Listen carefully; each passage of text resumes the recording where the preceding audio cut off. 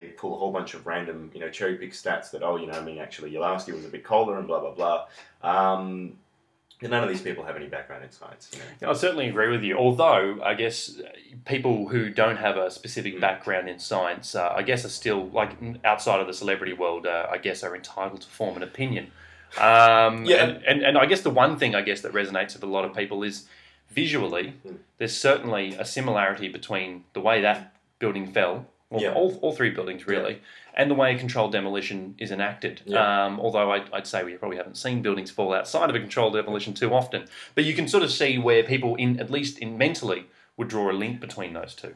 No, I absolutely understand why. I mean, it is one of those things that superficially it's very satisfying. You look at it and it's just like, well, that's very suspect. It's fallen down straight, blah, blah, blah. But again, without being someone who's directly involved in a lot of that stuff, I mean, there is also a pretty substantial debunker movement, and I'd be quite interested to go and have a look and see what they have to say about it, see how satisfying their arguments for that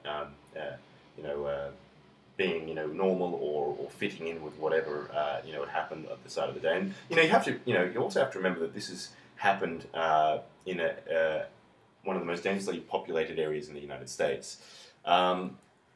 This is another problem I have with a lot of these things. That yes, it is to look at very disconcerting that this thing fell down like that and it looks far too clean.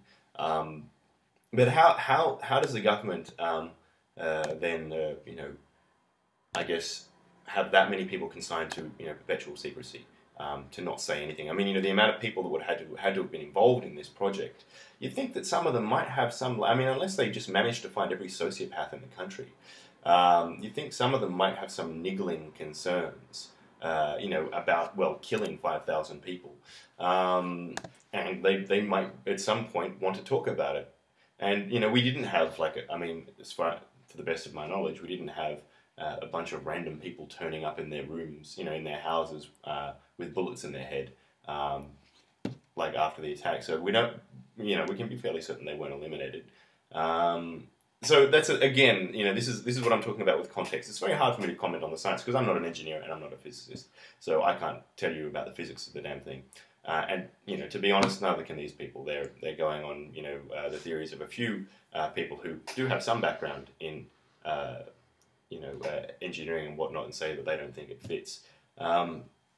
But if you were to take the most recent, I would really like to have a look again at a lot of the government reports and explanations for what happened, and also for what other engineers and people on the ground had said. If you were to take all of that stuff in its entirety, there may well actually be a reasonable explanation for what happened. Yeah, fair enough. And as you said quite rightly, there's probably a lot of strong opinions floating around regarding 9/11 in terms of science from people who aren't scientists. But look, we'll push on a little bit because, and I'm not sure if you're familiar with a gentleman by the name of William Rodriguez. I probably got that name wrong, or Rodriguez rather. But he's become somewhat of a poster boy of the 9/11 truth movement. Now, Rodriguez was a janitor in the North Tower for over 20 years. He actually received a personal acknowledgement from the president after the attack for helping to save hundreds of people that day after going back into the building to unlock security doors with a master key he had used every day for his job. Rodriguez very quickly fell out of favour with the Bush administration, however, when he began to speak out against what he describes as lies from that day. Now, before we discuss this any further, I just want you to have a quick squiz at this link.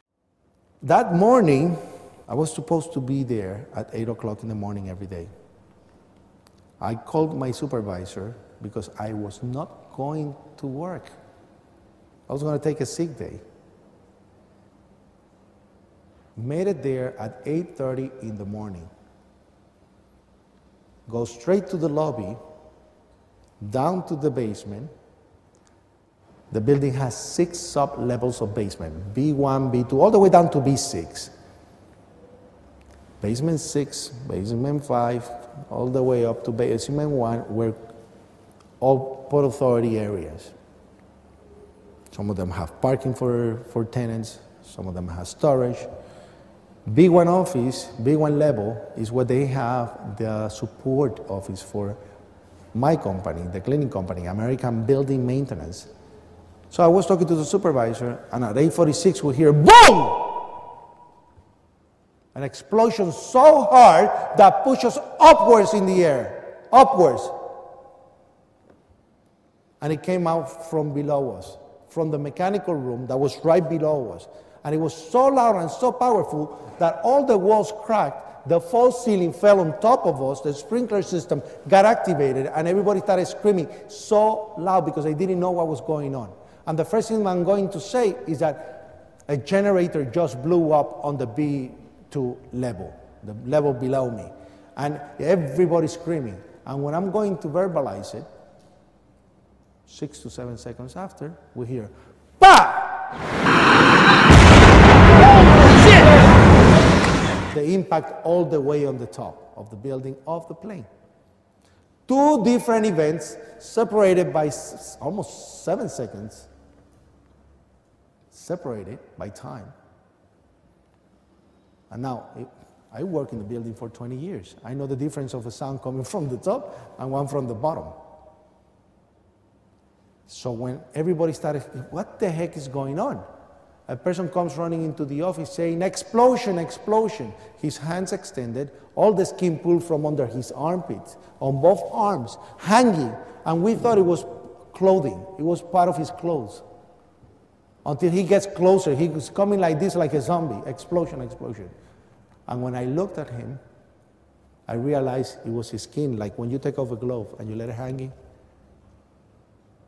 And when I get to see his face, all this part was hanging of his face. And everybody started screaming in horror. And I say, don't move. The guy was a black guy named Felipe David. I guess, Dan, having had a look at that, there is a rather big claim in there from Rodriguez, and that is that an explosion allegedly rocked the building below him and prior to the first plane hitting. Now, if what he is saying is true, and it's a big if, it would certainly warrant many people to, I guess, re-examine the facts surrounding that day. My question to you, Dan, I guess, is given that this man has no prior history of fraud and goes around raising money for 9/11 victims, not taking any money himself, what is your response to his claims? Is he a fraud? Is he mistaken? Or is he telling the truth?